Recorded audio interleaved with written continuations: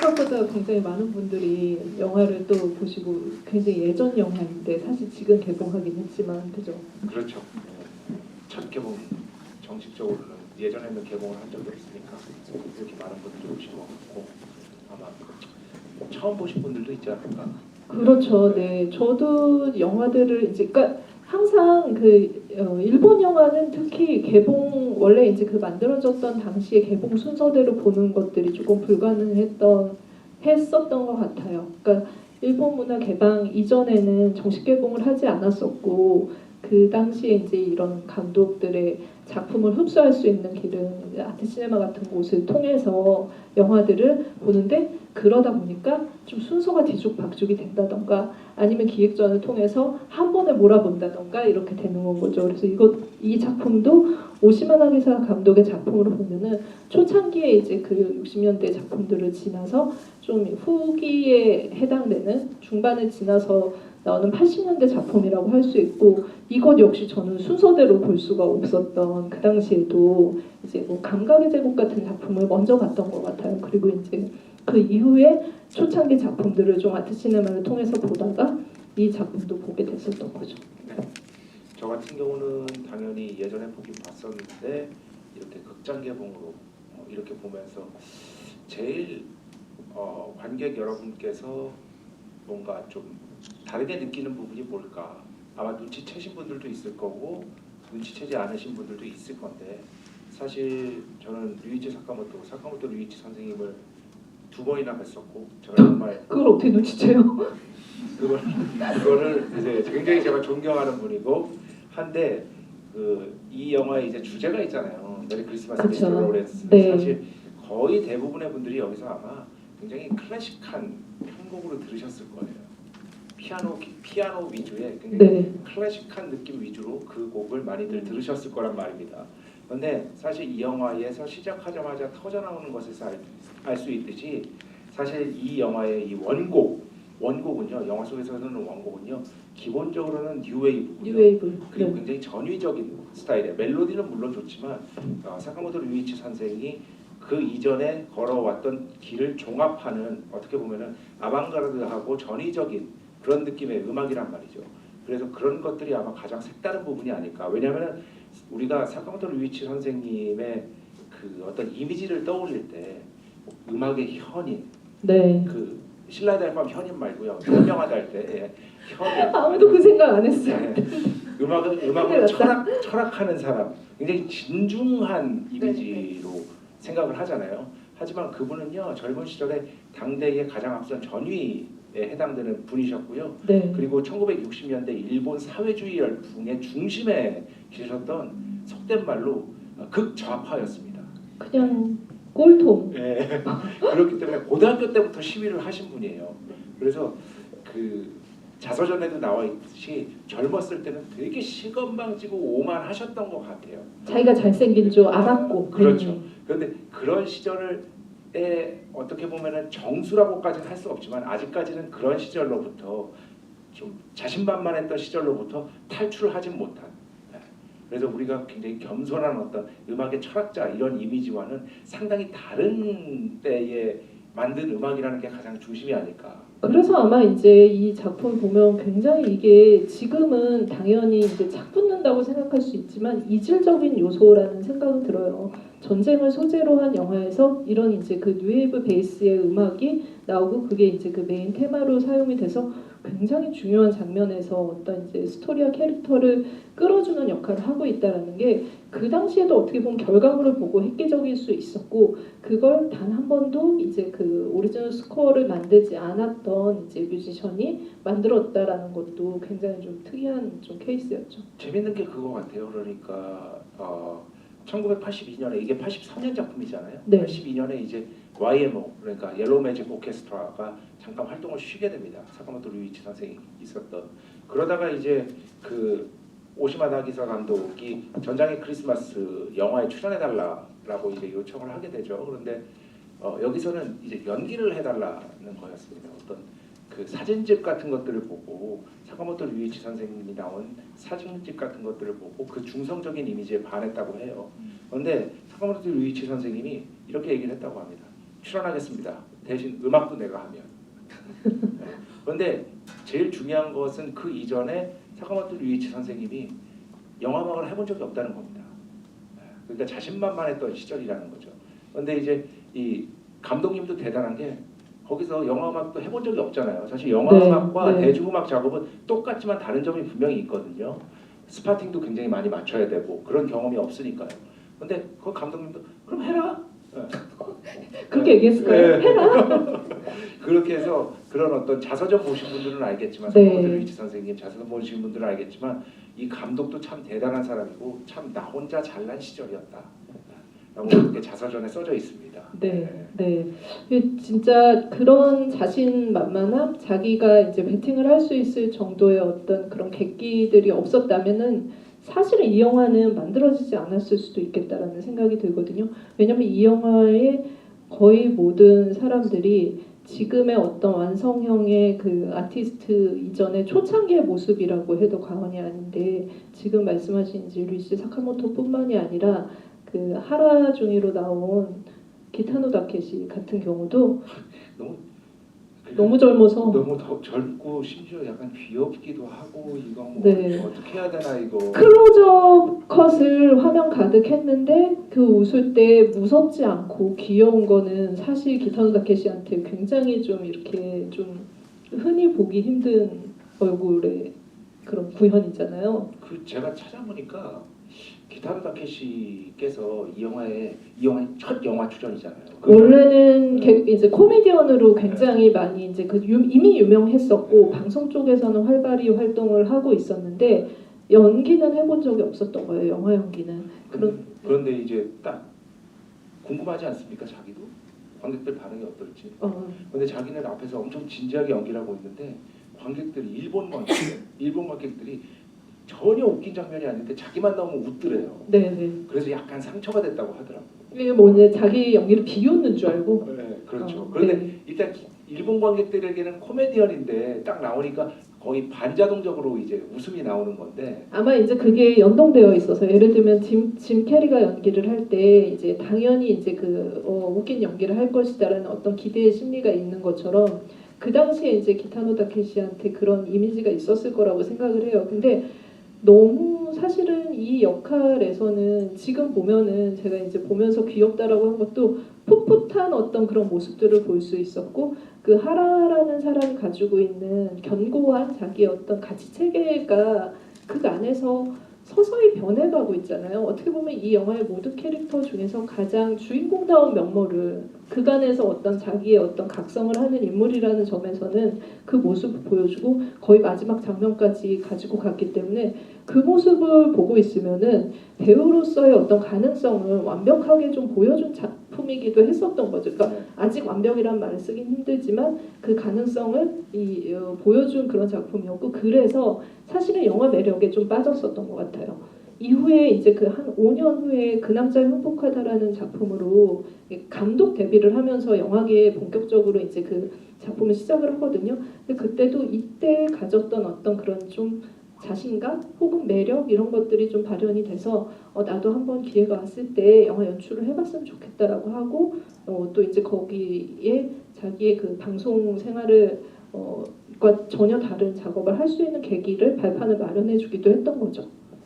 그 제일 하나 상사 관련해서 초반에 인상적인 장면을 하나 꼽자면 기타노 다케시 꼽자면 초반에 그 낮잠 잘 때 기억하십니까? 마루에서 이제 낮잠 잘 때 그때 음악을 듣고 있는데 그게 소주 야곡이라는 엔카예요. 우리식 한자로 풀이하면 소주 야곡인데 그 와타나베 하마코라고 굉장히 유명한 엔카 가수가 부른 거거든요. 그래서 이 나중에 찾아보시면 알겠지만 이 노래를 왜 썼냐면 이 노래는 기본적으로 꽃에 대한 이야기입니다. 이 노래 자체가. 그런데 꽃이라는 거는 여러분께서 이 영화를 보셨습니다만 굉장히 이 영화에서 어떻게 보면은 뭐 유구한 역사를 갖고 있는 이미지죠. 어떤 평화의 이미지, 평화의 상징으로서 이 영화에서 꾸준하게 꽃이 등장하고 있기 때문에 음악 역시도 여기서 이걸 썼고 이제 하라 상사가 그걸 듣고 있는다는 데서 이 캐릭터가 지금은 굉장히 뭔가 억압적인 어떤 느낌을 발산하고 있지만 나중에는 좀 변할 것이다라는 어떤 힌트도 우리가 이 곡을 통해서 알 수가 있는 거죠. 네. 이게 어떻게 보면은 이제 그 당시 오시마 나기사 같은 경우도 이 영화를 그럼 83년도에 이제 그 개봉을 하고 80년대에 이 영화를 만들었을 때는 아마 이제 이 변화를 과거의 인물의 변화라고 생각을 안 했기 때문에 현재 그 당시의 현재 관객에게 보여주고 싶었을 거예요. 모든 영화 감독들은 당대의 어떤 관객을 염두에 두고 영화를 만들고 과거의 이야기를 끌어오기 때문에 그때도 사실은 이제 그 전쟁 당시의 이야기들을 그리고 그때 수용소에 살았던 인물들을 왜 가지고 왔을까가 이 영화의 되게 핵심적인 건데 30년대에 살았던 그 인물들, 그 가치책에 갇혀있던 그 인물들이 어떻게 보면은 오시마 나기사는 그 당시에 일본을 살았던 사람들, 그러니까 굉장히 보수적이고 아니면 이제 그 자본주의에 경도돼서 이제 돈만 벌면 나만 잘 살면은 된다라는 어떤 그런 체계 아래 소수자를 소수자에 대해서 차별과 혐오를 하는 거에 대해서 아무런 거리낌이 없고 혹은 이제 자기는 굉장히 정당하다라고 생각을 하지만 실질적으로는 그런 것들을 아무렇지 않게 발산하고 있었던 굉장히 악한 기운들 일본 사회에 있던 것들을 이 무대를 빌려와서 다시 얘기하고 싶었던 거였고 그렇기 때문에 이게 전쟁이라는 굉장히 갇힌 공간이잖아요. 미니멀한 공간을 통해서 사실은 전반적으로 여전히 일본 사회의 사람들이 가지고 있는 잘못된 관습과 생각, 사고 방식 이런 것들을 비판하고 있었죠. 그러니까 오시마 나기사도 원래 지금 아까 뭐 류이치 사카모토 좌파 얘기하셨는데 그냥 대학교 때부터 계속 좌파였거든요. 영화를 만드는 이유도 오시마 나기사한테는 자기가 가지고 있는 사회를 각성시키려고 하는 어떤 도구라는 게 분명히 한켠에 자리하고 있었고 그래서 초창기 작품들은 대부분 일본 사회 그리고 일본 개인들을 비판하고 있는 내용들이 주를 이루었어요. 그래서 이 작품도 그 연장선상에서 주제적으로는 읽힐 수 있다는 게 가장 핵심적인 전쟁의 이야기를 끌어온 이유이기도 했죠. 네. 그리고 또 방금 말씀하신 것에 덧붙이자면은 제일 중요한 것은 이제 그 데이빗 보위가 연기하는 셀리어스 캐릭터하고 이제 요노이 이제 루이치 사카모토 간의 그 멜로? 네, 그 멜로 알 수 없는 멜로. 예, 그런데 거기에서 이 둘이 뭔가 감정적인 어떤 교류 아니면은 저항 그죠? 이제 요노이데이 입장에서는 그거를 저항하려고 하는 부정하려고 하는 그런 어떤 감정들이 섞일 때마다 나오는 곡이 동일해요. Germination이라는 곡인데 우리말로 하면 발라라는 뜻입니다. 발라 싹을 틔우는 것. 그런데 이 곡이 또 어디 나오죠? 우리가 너무나도 잘 아는 바로 Call Me by Your Name에도 이 곡이 나옵니다. 그렇기 때문에 퀴어라는 공통점 안에서 이 곡을 나중에 루이치 사카모토 선생님께서 Germination이라는 곡을 Call Me by Your Name에 허락을 해준 이유가 우리가 여기서 이 영화에서 이미 그 단초를 확인할 수가 있는 거죠. 이게 아마 이제 그 바라라는 게 이 영화의 원작과도 연결이 되는 어떤 것이라고 생각을 하거든요. 그러니까 오시마 나기사는 어쨌든 이런 그러니까 굉장히 사회 반체제적인 어떤 사고나 아니면은 사람들의 이상한 어떤 기행이라는 게 갇혀져 있는 닫힌 사회에서는 그 사회를 조금은 바꾸거나 정복시킬 수 있는 요소라고 봤던 것 같아요. 그래서 그러니까 이 작품의 그러니까 원작이 시아카 파종이라는 작품이거든요. 남아프리카 공화국에서 태어난 작가가 만든 농부이기도 했고 작가이기도 한 사람이 썼던 소설인데 이게 그냥 이제 완전히 만들어진 이야기가 아니라 사실은 그 사람이 영국으로 갔다가 거기서 참전을 했고 거기서 실제로 수용소에 가서 생활을 했었어요. 그렇죠. 그게 바탕이 돼서 만들어진 얘기였고 그 안에서 이제 보았던 일본 사람들의 어떤 그 할복 문화, 그러니까 이후에 이제 그 가미가제나 이런 것들 모든 것들이 연결되는 한국의 어떤 시민으로서 그러니까 천황에게 모든 것들을 바치는 그리고 일본 사람들뿐만이 아니라 그걸 식민지의 어떤 그 조선 사람들에게까지 강요했던 그 가치에 대한 것들을 보았던 거죠. 그 책에서 보았고 그것들을 가지고 와서 영화로 만들어야겠다고 생각한 거죠. 그게 재밌는 게 이제 루이치 사카모토 선생님께서 이 영화 뒤에 이제 칸 영화제에서 만난 인연으로 해서 이제 마지막 황제에 또 출연을 하시게 되잖아요. 거기서 레인이라는 또 디보스 이혼을 상징하는 위대한 어떤 영화 음악을 쓰시게 되는데 거기서 류이치 사카모토 선생님의 일본군 장교 캐릭터가 원하는 원래 할복 자살이었대요. 그런데 감독한테 요구를 했대요. 베르톨루치 감독한테. 여기에서 뭔가 좀 그러니까 좀 후회가 남았나 봐. 내 생각에 베르톨루치 감독한테 일본 사람이라고 해서 다 할복하지 않는다. 라고 강력하게 항의를 했다고 하고요. 그래서 영화에서는 원래 할복 자살이었는데 권총 자살로 바뀌었고, 그러니까 자살의 어떤 방식 자체를 바꾸게 한 어떤 계기가 또 이 영화가 아닐까라는 생각도 하게 됐습니다. 그러니까 사실 마지막 항제 그 사카모토 선생님이 어떤 끼친 영향이 되게 크다라는 생각이 들긴 하네요. 왜냐하면 그 베르톨루치 감독 같은 경우에는 이 작품의 그 이제 그 이 뺨에 키스하는 그 장면 너무 사랑했대요. 그래서 사실은 이제 그 역할을 자기 영화에서 꼭 이제 그 사카모토 류이치가 연기를 해주기를 제안했고, 그때 이제 사카모토 류이치가 그렇다면 나에게 이 영화 음악을 주면 연기도 하겠다라고 또 딜을 했대요. 네, 그래서 이제 그러니까 굉장히 젊은 나이에 사실은 이제 그 오리지널 스코어로 칸 영화제에서 수상을 하는, 아카데미에서 수상을 했었죠. 그렇죠. 아카데미. 네, 그런 이제 그 어떤 결과물을 내놓기도 했었는데, 그때도 어떻게 보면 이제 그 영화 음악을 맡게 된 것도 어떤 영향력을 발휘한 거였고, 그리고 이제 지금 말로는 이제 그 할복이 아니라 권총을 사용하는 어떤 그 장면의 그 방법론, 그리고 어떤 이제 새로운 일본 사람들에게 새로운 모습 같은 것을 보여주는 것도 또 그 영향을 행사를 한 거네요. 네, 그렇죠. 그리고 또 그 오시마 나기사 감독님 또 인터뷰를 보니까 이 영화 이게 원작을 쓰신 분이 재밌게 성함이 스펠링은 다른데 이분도 로렌스입니다. 맞아요. 네. 네, 네. 신기하더라고요. 로렌스 판데르 포스트. 네, 이분도 로렌스고요. 그 우연히 서점에서 이렇게 우리 교보문고 가듯이 이렇게 보면은 제일 먼저 보는 게 사실 띠지잖아요. 띠지. 네, 띠지 보잖아요. 뭐. 그거 보면서 이제 살까 말까 그런 과정들이 이제 심리전을 하게 되는 건데, 띠지에 이렇게 써져 있대요. 자바의 일본군 포로 수용소에서 벌어진 영국 장교와 공격적인 성격의 일본 전사의 만남. 딱 써져 있어요. 띠지. 그래가지고 띠지를 보자마자 내용도 안 읽고 이건 영화로 만들어야겠다. 네. 라고 생각한 게 바로 이 작품이라고 합니다. 메리 크리스마스 미스터 로렌스. 네, 로렌스라는 이름이 굉장히 또 중요한 역할을 하고 있네요. 네.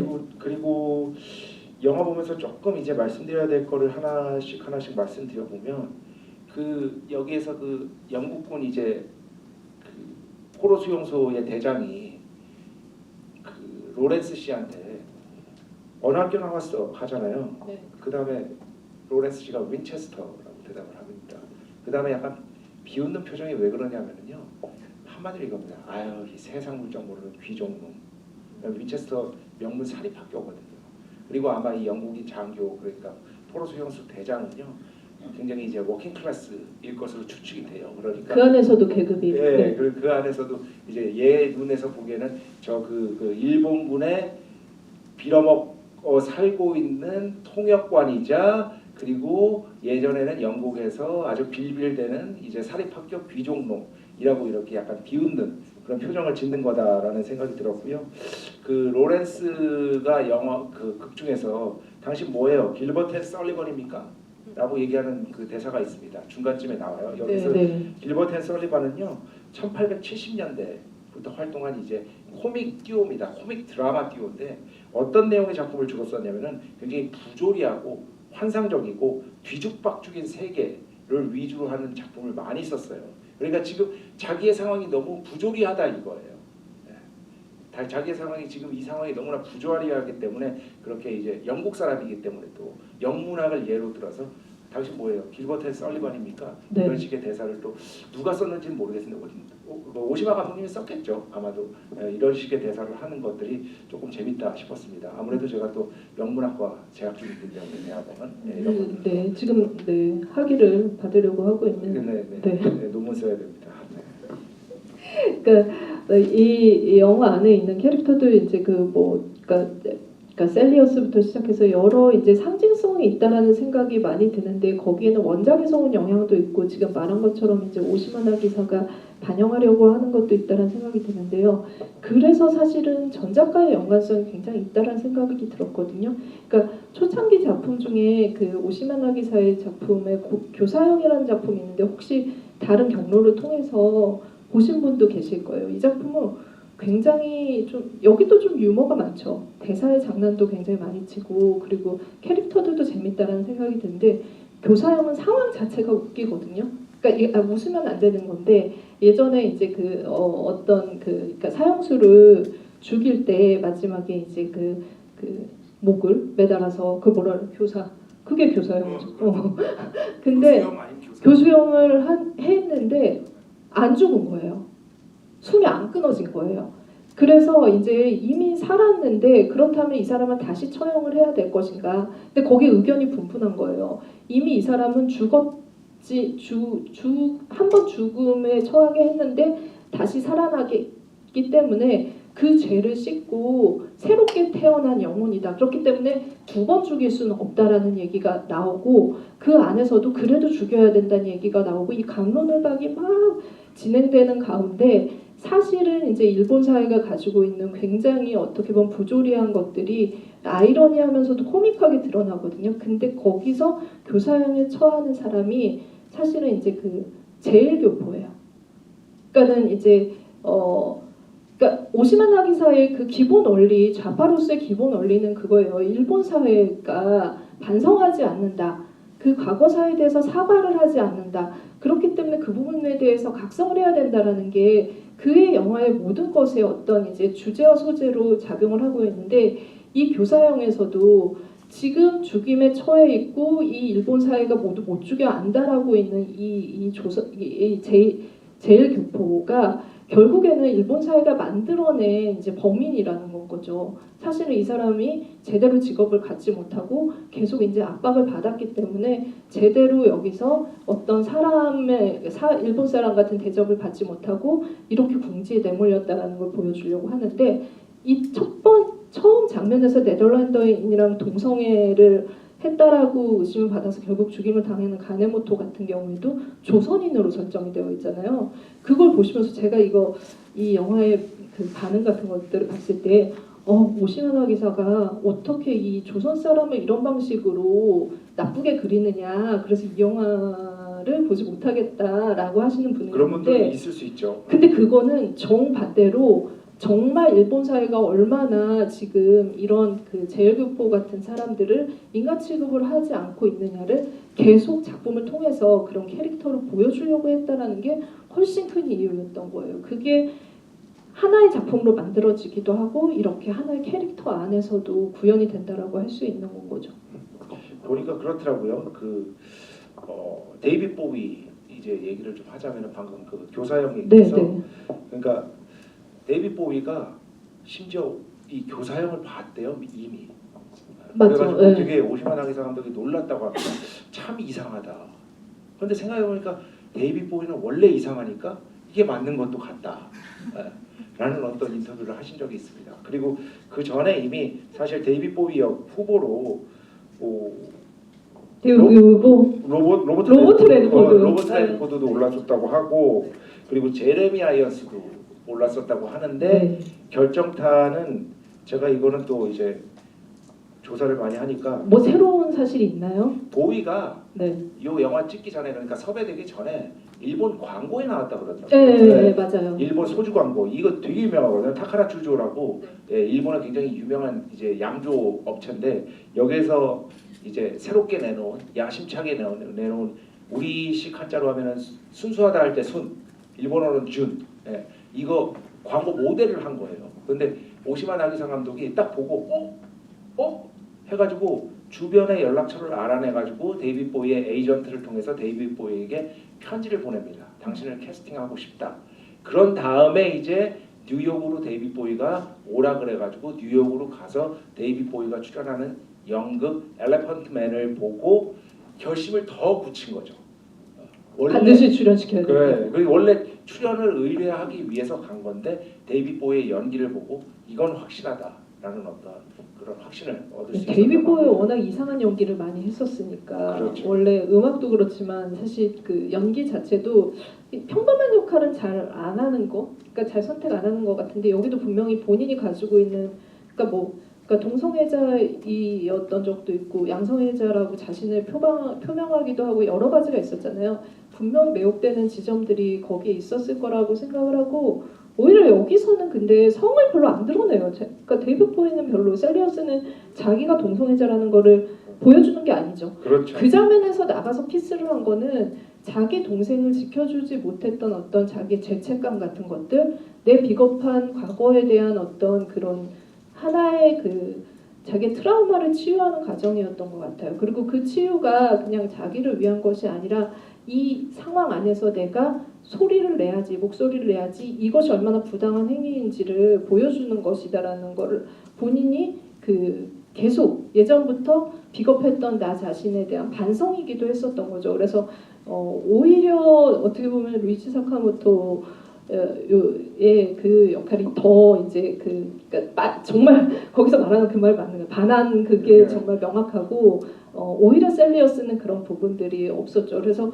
굉장히 캐스팅을 할 때부터 그런 좀 묘한 분위기를 풍기는 배역이 당연히 필요했었고, 그런데 아까 말한 로버트 레드포드는 아마 오시마 나기사가 보기에는 그러니까 그 스케줄도 안 됐다고 들었거든요. 제가 알기로는. 근데 오시마 나기사 보기에는 너무 로버트 레드포드는 정석으로 생긴 거예요. 그럼요. 잘 생기긴 했죠. 네. 그래서 이 여지가 없는 건 거죠. 근데 데이비드 보이가 가지고 있는 그 이상한 것에 셀리어스를 그런 복잡하다는 내면을 접목시킬 수 있는 여지가 훨씬 보였기 때문에 그렇게 가서 편지도 쓰고 가서 캐스팅을 했던 게 아닐까 싶어요. 네. 근데 그 데이비드 보위의 어떤 뭐 상황을 설명해 보면 1980년에 이제 14집 스케어리 몬스터를 내고 그 다음에 여기서 이제 히트곡들이 나오면서 이제 상업적으로 꽤 큰 성공을 거두거든요.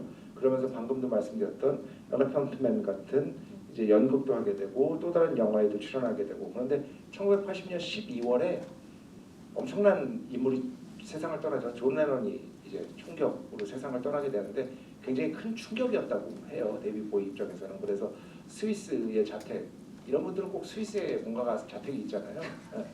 그런데 계좌도 있고 네, 스위스 자택에 가서 거의 은거하듯이 살았다고 합니다.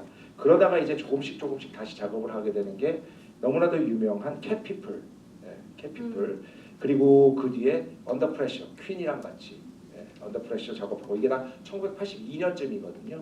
그리고 1년 뒤에 이제 이 영화가 개봉을 하게 되는 거죠. 그래서 이 영화는 어떻게 보면 데이비드 보위가 창작적으로 조금 뭐랄까 충격을 받을 시점에서 다시 기지개를 막 펴기 시작한 바로 그때의 출발 중에 하나가 되는 작품이 바로 이 미스터 로렌스라고 할 수 있겠고요. 이거는 뭐 데이비드 보위가 한 얘기인데 일본 배우들한테는 연기를 엄청 꼼꼼하게 지시했는데 네. 영국 배우들한테는 그냥 알아서 하세요. 약간 그랬다는. 왜 그랬을까요? 영어 잘하실 텐데. 그게 좀 약간 좀 신기했었어요. 네. 근데 또 오히려 일본 배우를 대표하는 그 기타노 다케시와 그러니까 루이치 사카모토 같은 경우에는 연기가 처음이었잖아요. 그래서 해도 그만 안 해도 그만이었기도 했었고, 워낙 또 배짱이 있는 분들이라서 오시마 나기사한테 찾아가서 우리는 연기 전공이 아니기 때문에 그냥 마음대로 하겠다. 그 대신 그러니까는 자기들한테 뭐라고 하지 말라. 뭐라고 하면은 그냥 현장 나가버리겠다라고 했대요. 근데 왜냐면 그 전부터 오시마 나기사가 현장에서 워낙 이제 그 좀 약간 화를 잘 내는 걸로 유명해서 그걸 미연에 방지하는 어떤 제스처이기도 했던 거죠. 그래서 실제로 이제 그 오시마 나기사는 약속을 했기 때문에, 약조가 중요하니까 약속을 해서 실제로 이들이 연기를 못할 때도 그거에 대해서 코멘트를 일절 못하는 어떤 상황이 발생을 했고, 그것 때문에 M1 스태프들이, 그러니까 조 감독을 비롯해서 많은 스태프들이 그 화를 받아야 했다라는 그런 좀 이게 뭐 재밌으면 재밌지만 현장에서 일어났던 그런 일화가 있었어요. 네. 네. 그리고 데이비드 보위가 이제 섬에 딱 이제 촬영을 하러 왔을 거 아닙니까? 섬에 딱 도착해서 감독한테 딱 이렇게 얘기해서 굉장히 인상 깊었다고 합니다. 앞으로 2달 동안 감독님의 포로가 되겠군요. 라고 얘기를 해서 뭐랄까 영화의 어떤 주제 그리고 영화 제작의 본질 이런 것들을 정말 잘 파악하고 있구나. 좀 즐겼나? 그리고 이게 뭐 이화정 기자님도 아마 당연히 아시겠지만 이 수용소 세트를 진짜 크게 지었대요. 네, 네. 그런데 촬영은 일부에서만 했대요. 왜냐하면 배우들에게 갇혀 있다는 느낌을 주려고. 일부러 그렇게 했다고 하더라고요. 이 영화가 생각보다 제작비가 엄청나게 큰 작품이거든요. 사실 뭐가 안 나오는데 제작비가 있고 네, 세트를 다 지어서 그래요. 그게 뉴질랜드의 어떤 합작을 한 작품이기 때문에 거기서 이제 그러니까 관세를 이제 그러니까 면제해 주는 게 영화를 해외 합작 프로젝트한테 되게 큰 요소거든요.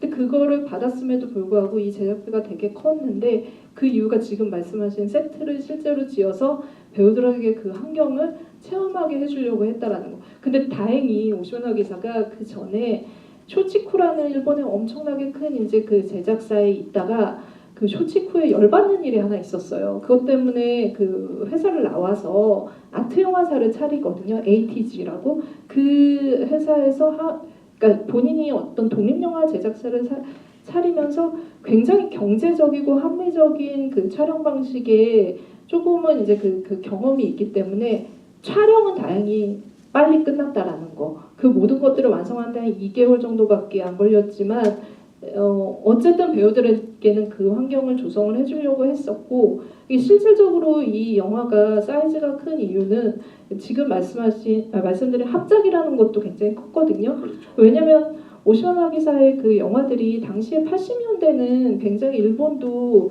대작들을 만들었고 그 대작에는 당연히 전쟁 영화도 들어갔었어요. 흥행하는 작품들에는 자본의 어떤 수혜를 입은 일본 사람들이 가지고 있는 가치라는 것이 그냥 일본인들을 위한 것들 그런 것들이 더 맞다라고 하는 영화들이 만들어졌었어요. 그래서 그 당시에 만들었던 전쟁 영화들이 그러니까 연합함대 뭐 대일본 제국이라는 제목의 작품들이었는데 그 흥행작들의 제목만 보더라도 이게 얼마나 우익 성향의 작품인지 아실 거예요. 그러니까는 일본 사람들이 침략을 했던 그 전쟁사를 역사를 미화하는 거죠. 이 작품들을 통해서. 근데 영화는 어떻게 보면은 대중적으로 그렇게 만들면 우리가 또 그럴 법하게 믿게 되잖아요. 그러니까 오시마나 기사는 이거를 용납을 할 수가 없었고 거기에 반하는 내 가치를 가지고 있는 작품을 만들고 싶다라는 게 있었던 것 같아요. 근데 이제 그 쇼치쿠랑도 이미 결별을 했었고 쇼치쿠에서 돈을 대주기로 했다가도 발을 뺐던 상황이었거든요. 그래서 오히려 이제 그 마지막 이후에는 마지막 황제의 프로듀싱을 했던 그쪽과 같이 협업을 하게 되면서 이제 이 영화를 만들 수 있는 토대가 만들어진 거죠. 그러니까 굉장히 글로벌한 프로젝트였고 거기에는 오시마나 기사의 어떤 그 변천사가 이 영화 안에 제작의 어떤 규모나 아니면 방식, 그 협업을 하는 방식, 합작 이런 거에도 굉장히 많은 영향이 끼쳐져 있고 이렇게 연결되어 있다라는 거. 그리고 이 포로 수용소 세트의 어떤 특징 같은 것들을 좀 말씀을 드리면 그 제가 포로가 돼본 적은 없습니다만 가보신 것처럼 얘기해서 네. 군대는 갔다 왔습니다. 이렇게 생겨도 강원도 인제군 서면 천도리에서 1998년부터 2000년까지 2년 2개월 육군 네. 포병으로 근무를 했습니다. 이렇게 짧게 갔다 오셨어요? 네, 2년 2개월. 2년? 네, 1년 2개월로 잘못 들었어요. 어쨌든 포로 수용소가 사실 굉장히 뭐랄까 제가 어떤 평론에서 읽은 글인데요. 세상에 이런 포로 수용소는 없다. 이렇게 지어진 포로 수용소는 이렇게 널널하게 지어진 포로 수용소는 존재하지 않는다. 이 포로 수용소는 마치 온실처럼 보인다. 라는 평론이었습니다. 그래서 원작이 이게 C와 C 뿌리는 사람들이잖아요. 그래서 이 포로 수용소는 서로 반대편에 서 있는 사람들의 마음속에 평화의 씨앗을 뿌리고 가꾸는 곳 같은 그런 어떤 온실과도 같은 느낌을 준다라는 게 굉장히 제가 봤을 때는 좀 어떻게 보면 수긍할 만한 그러네요. 네. 네, 그러니까 어떻게 보면 이제 그러니까 전체주의에 물들어 있는 그게 이제 자기가 이 안에 물들어 있는지도 모르는 일본 사람들에게 서구의 어떤 문화 그리고 서구의 가치체계, 서구의 사고 방식을 가지고 있는 로렌스라는 사람이 계속 어떤 방식으로 영향을 주고 셀리어스와의 만남을 통해서 그런 이 동성애적인 요소를 통해서 전복적인 것들을 꿈꾸는 그런 작품이기도 하죠. 근데 계속 다시 돌아가면 사실은 이제 그 오시마나 기사의 그 정작들하고도 연결되는 지점이 있는데 여러분들이 이제 그러니까 저는 오시마나 기사 작품을 감각의 제국부터 봐서 굉장히 충격받았었거든요. 지금 그 당시. 넷플릭스에 있습니다. 감각의 지금 넷플릭스에 네, 있나요? 있습니다. 그때는 이제 그 일본 영화 초기 수입작 중에 정식 수입작 중에 이제 한 편이었어요. 기타노 다케시의 하나비 같은 작품과 같이 이제 그 당시에 정식 수입이 됐는데 하나비는 영화 좀 본다고 하는 애들이 다 봤던 것 같아. 보셨죠 그때? 그때 네, 봤죠. 안 볼 수가 없어요. 근데 되게 신기했던 거는 정식 수입이 돼서 굉장히 이제 그 좋은 영화라고 했던 작품들인데 가서 보면은 다 엄청난 그 섹스씬과 아니면은 다 기타노 다케시 폭력의 미학이라고 해서 다 피칠갑하고 야쿠자 나오는 그런 작품이었거든요.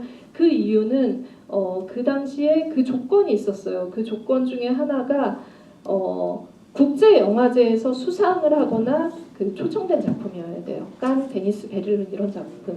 근데 그 당시에 이제 오시마 나기사를 비롯해서 많은 그 일본의 감독들이 마침 이제 칸 영화제에 지금 한국 영화들처럼 많이 초청되던 시기였고, 그래서 그 당시 이제 그 당연히 이제 그런 국제 영화제에서 인정해준 작품이니까 이제 수입을 할 수 있는 요건이 충족이 됐던 거죠. 근데 감각의 제국에 보면은 그런 장면이 나오거든요. 감각의 제국 내용을 아시는 분들도 계실 텐데 되게 파격적인 작품이에요.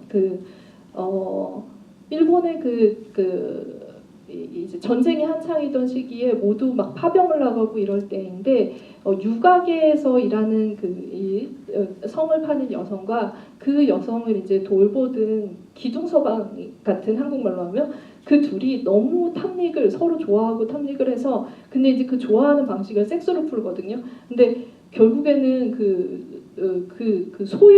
소유가 끝까지 가가지고 죽이고 그 성기를 이제 그 자르는 실제 사건을 기반해서 일본에 떠들썩해 있던 사건을 기반해서 만든 작품이었거든요. 근데 그때 그 장면 주인공 남자가 그렇게 막 계속 골방에서 섹스를 하다가 바깥에 나왔는데 저 길 건너에서 이제 파병 가는 사람들이 보였던 거예요.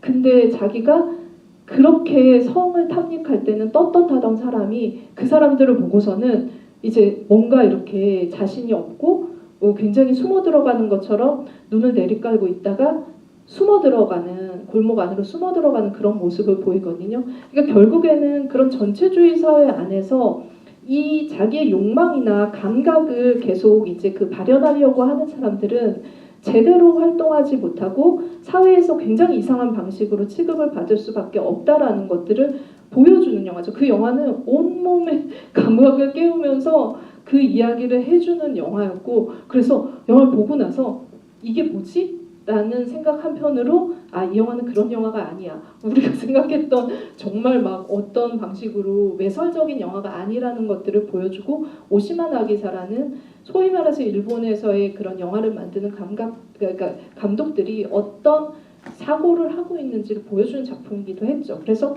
그 작품이 사실은 오시마 나기사 감독이 일본의 자본으로는 절대 만들 수 없는 작품이었어요. 그래서 그것도 마찬가지로 프랑스의 어떤 그 제안을 받아서 만들었던 제작비로 만들었고, 그 이후에 열정의 제국을 만들어서 칸 영화제에서 감독상을 받았고, 그렇게 해외에서 인정을 받으니까 다시 쇼치크에서 그러면 우리랑 같이 작업을 하자 해서 이 작품을 하기로 한 거예요. 그렇죠. 근데 왠지 위험해 보이니까 발을 빼버린 거예요. 제작비 안 되겠다고 한 거예요. 그래서 어떻게 하지 하다가 결국에는 이제 그 많은 이제 그 글로벌의 힘을 빌어서 만들어진 작품이고, 그 안에서 이런 이상한 배우들, 좌파 배우들을 만나서 영화를 찍은 거죠. 아이러니하게도 기타노 다케시만 좌파가 아닌데 기타노 다케시만 지금 영화에서는 다른 역할을 했네요.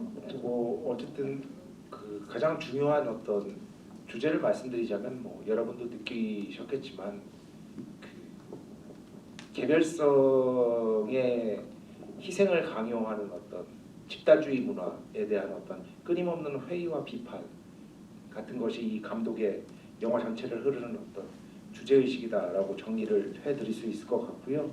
그리고 여기 아까 말씀을 못 드렸는데 사카모토 류이치 선생님이 영화 음악 작업이 처음이라고 말씀드렸잖아요, 이 작품이. 근데 이제 그 영화 음악을 제작하다 보면 감독이랑 스파팅 세션을 필수적으로 해야 됩니다. 스팟이 찍는 거잖아요. 뭐냐면 어디서 음악을 시작해서 어디서 음악을 끝낼지 이거를 감독이랑 이제 같이 결정하는 작업이에요. 영화 음악가라면 무조건 해야 되는 작업인데 해본 적이 없잖아요. 그래서 사카모토 류이치 선생님이 그렇게 생각을 했답니다. 영상의 힘이 약하다 싶은 부분에 일단 음악을 넣어보자. 그냥 막 하네. 근데 했는데 놀랍게도 오시마 나기사 감독이랑 99%가 맞았대요. 그래가지고 또 한 번 나 잘났다. 그 천재의 네. 어떤 역시 조건이에요. 난 짱이야. 뭐 그런 생각을 했다고 자서전에 명백하게 써져 있습니다. 예. 그러니까 뭐 감각이 있으셨던 거죠. 감각이 있었던 예, 거죠, 예. 사실은. 예. 그리고 그러니까 뭐 그런 이제 그러니까 이거를 만들면서 본인도 솔직히 말해서 얼마나 자기 연기 보기가 쉽진 않았을 것 같아요. 사실 아주 잘한 연기는 아니잖아요. 맞죠? 아, 그렇죠. 네. 그러니까 좀 어색한 지점들이 있죠. 근데 이제 그 이미지로 그 끌어가는 지점들이 분명히 있고 저는 그게 모든 게 다 연기의 요소라고 생각을 하거든요.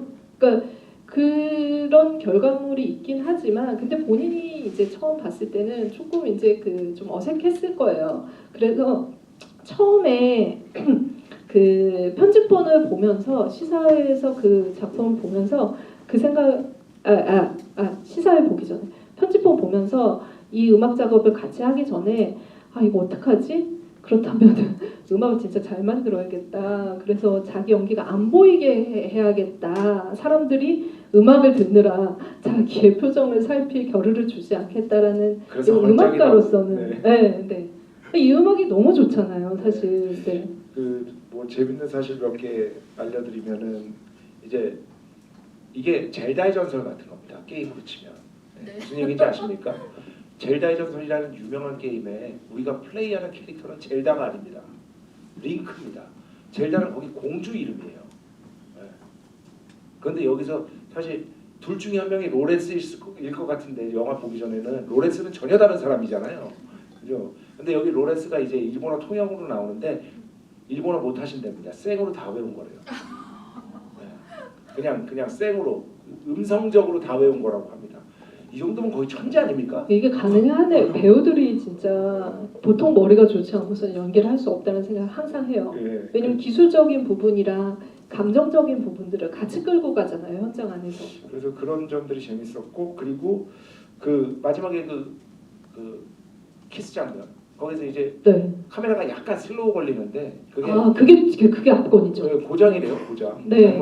잘못 네. 찍은 건데 나중에 보니까 이게 더 괜찮은데 오히려 감정이 더 증폭되는데 그래가지고 살렸다고 하더라고요. 오히려 잘못 그래서 찍은 건데. 그래서 감독님도 그 장면을 보고서 내가 정말 그게 천운이었다라는 얘기를 하는데 영화사에 여러분들이 기억하는 많은 장면들이 실수에서 비롯되거나 우연히 얻어 걸린 장면들이 많거든요. 근데 이제 보통 그렇게 얘기를 하죠. 왜냐면 필름 시절이었기 때문에 계속 무한대로 찍을 수는 없어요. 어느 순간에 이게 이제 상황 때문에 이렇게밖에 찍을 수 없다라고 해도 접어야 되는 순간도 오긴 하는데 그 묘한 어긋남이나 묘한 못남, 그러니까 완벽하게 생각했던 방식으로 플랜대로 되지 않은 그 못남이 오히려 전체 영화에서 봤을 때는 훨씬 더 우리에게 균형 잡힌 아니면 이 영화기 때문에 이런 장면을 만들었겠구나 하는 어떤 그 일말에 들어갈 틈을 준다라는 생각이 들거든요.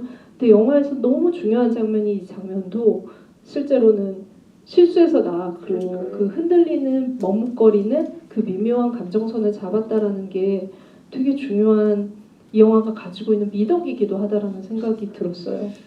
저는 아무리 생각해도 이거는 뭐 좀 더 보편적인 의미에서인데 어느 정도 한계가 있는 상황 속에서 인간의 창조력은 폭발하는 것 같아요. 무한한 자유가 반드시 좋은 건 아닌 것 같아요. 무한한 자유는 사실 방향 감각이 상실될 위험이 있거든요. 오히려 한계가 지어질 때 방향성이 더 명확하게 잡힐 수도 있는 것이고 이런 점도 그렇고 역사상 이게 위대한 성취들을 보면은요 결국에는 어떤 한계가 있었기 때문에 그 성취가 있었고 지금은 그래서 오히려 저는 음악 얘기를 하자면은 요즘 음악은 정말 너무 쉽게 만들 수 있는 게 가장 큰 문제 같아요. 조금 다른 얘기인데 여러분도 바로 만들 수 있어요. 컴퓨터만 사면 노트북만 사면 지금 바로 음악을 만들 수 있는 시대거든요. 예전엔 그럴 수가 없었어요.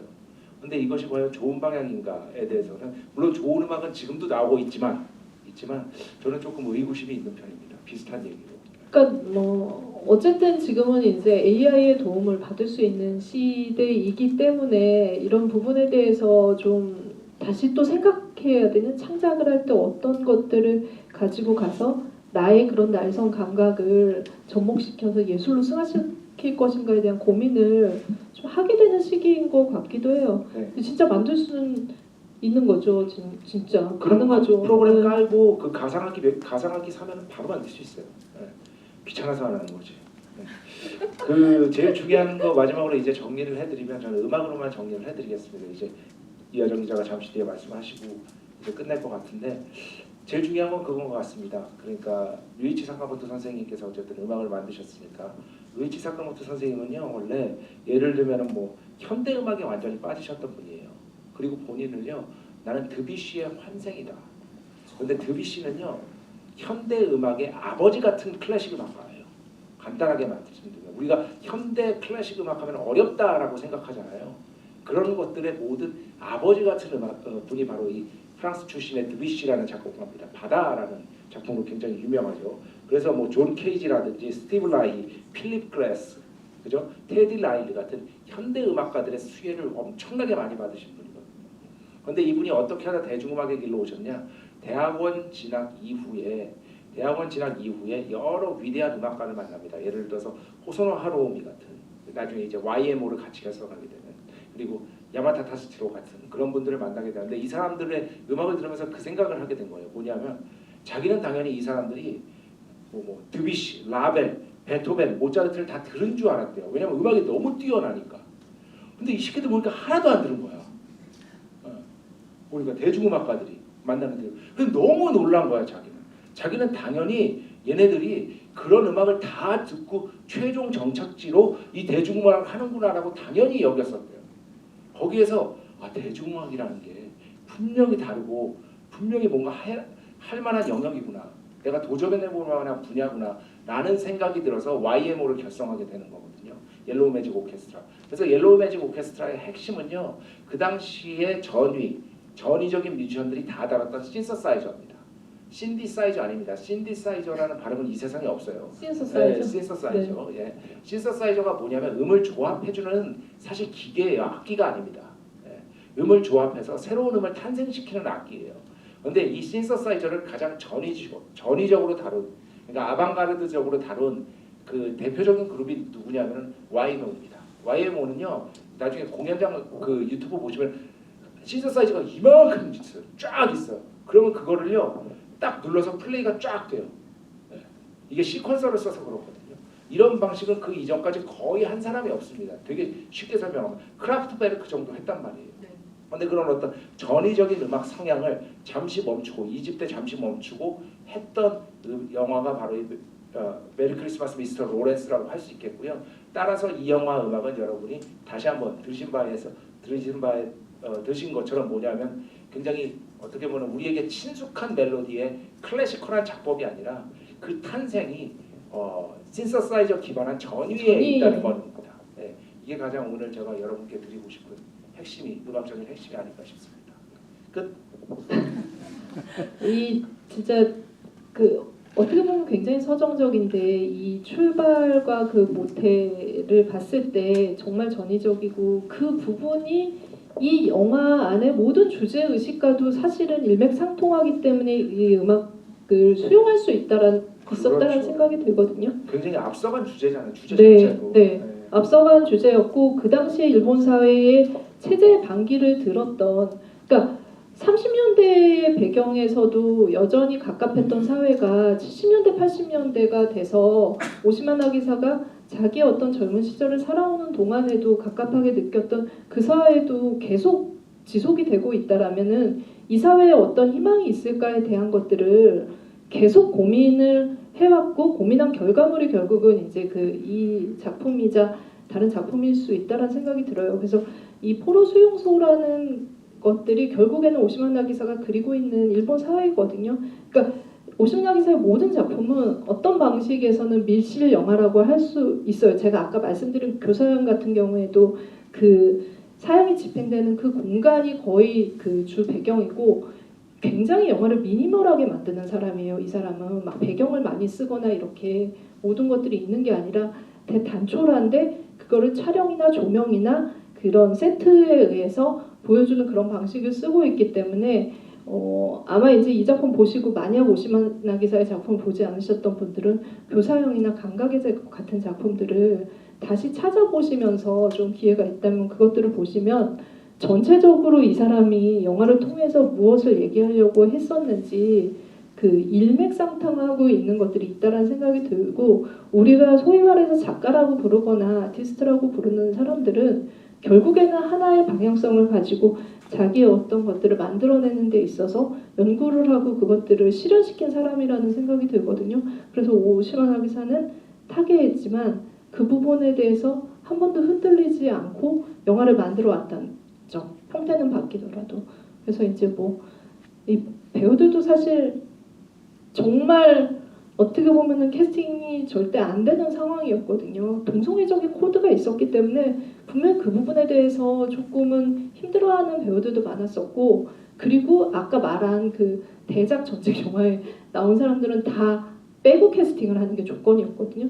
그러니까 그러고 보면 남는 사람들이 별로 없는 가운데서 이런 전위적인 생각을 하거나 새로운 생각을 하거나 나는 너희들과 달라, 나는 잘났어, 나는 다른 걸 보여줄 거야 라고 했던 그 당시에 막 씨앗이 막 발아하기 시작했던 아티스트들이 모여서 만든 결과물이 이 작품 전장의 크리스마스라는 점을 보고 본다면 이 영화가 단순한 이제 멜로 코드에서 벗어나서 훨씬 더 확장되는 그런 지점들로 보이고 여러분들이 또 가져갈 수 있는 지점들이 있는 영화라는 생각이 듭니다. 저 따라서 할게요. 끝. 네. 이제 네. 시간이 다 돼서. 네. 잘 들으셨기를 바라면서 그럼 저희는 다음에 또 네. 저희 유튜브 하고 있으니까 무비건조도 많이 빨리 무비건조 하기. 구독자가 안 오르고 있습니다. 네, 구독자 절대 안 늘어가지고 네, 여러분들 네. 지금 최선을 다해서 하고 있습니다. 무비건조 많이 사랑해 주시고. 네. 네. 그 날씨가 춥습니다. 네. 조심히 들어가시고. 네. 집 밖에 미끄러우니까 조심하시고. 네, 알겠습니다. 네. 조심히 네, 작가님들 조심히 들어가세요. 네, 감사합니다. 네.